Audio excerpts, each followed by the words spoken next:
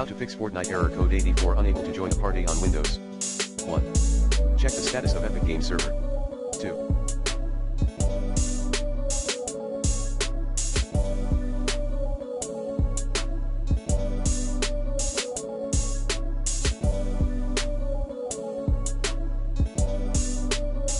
Submit a support ticket. 3.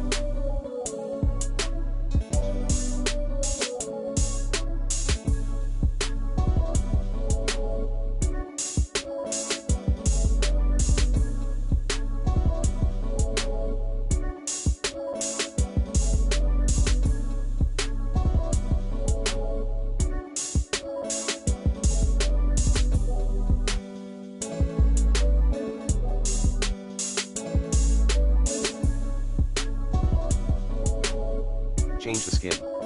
4. Change the lobby to public.